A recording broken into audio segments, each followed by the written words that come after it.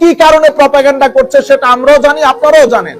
সুতরাং আমরা আশা করব লাখো তরুণ, আমরা আহলুস সুন্নাহ ওয়াল জামাত, সুফিয়ায়ে কেরামের জামাত, আমাদের সমস্যা হচ্ছে আমরা অতীব ভদ্র। আগেও বলেছি আমরা 10 লাখ মানুষ একসাথে হব, গ্যারান্টির সাথে বলছি গাছ থেকে একটা পাতাও পড়বে না।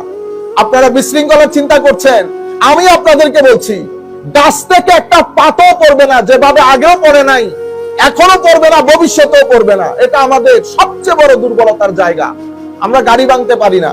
গাড়ি ভাঙতে পারলে, হাতে লাঠি টাঠি নিতে পারলে হয়তো আপনারা শ্রদ্ধা করতেন, কিন্তু আনফরচুনেটলি ওই কাজটা আমাদের পক্ষে সম্ভব না। আগামী শনিবার আপনারা 10 লাখ মানুষ মিনিমাম নারায়ে তাকবীর, নারায়ে রিসালাতের স্লোগান, সাথে ইয়া নবী সালাম আলাইকা, আমরা কিয়াম মিলাদ একসাথে করব সেদিন।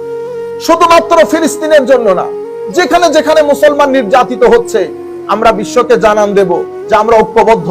মুসলমানদের উপরে নির্যাতন বন্ধ করা হোক, মানবতার উপরে নির্যাতন বন্ধ করা হোক, এটা আমাদের বিনয়ের সাথে আপনাদের প্রতি আহ্বান।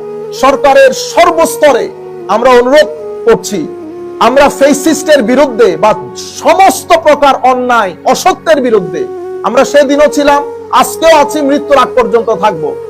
আমাদের মধ্যে 2-4 জনের ব্যাপারে আপনাদের কি অভিমত, কি মতামত, সেটা থাকতেই পারে, রিজার্ভেশন, কিন্তু আমরা আপনাদেরকে ক্লিয়ার কাট বলছি, আমাদের পেছনে লাখো তরুণের এই উচ্ছ্বাসকে, তরুণের এই মহব্বতকে আশা করি আপনারা শ্রদ্ধা করবেন, সম্মান জানাবেন।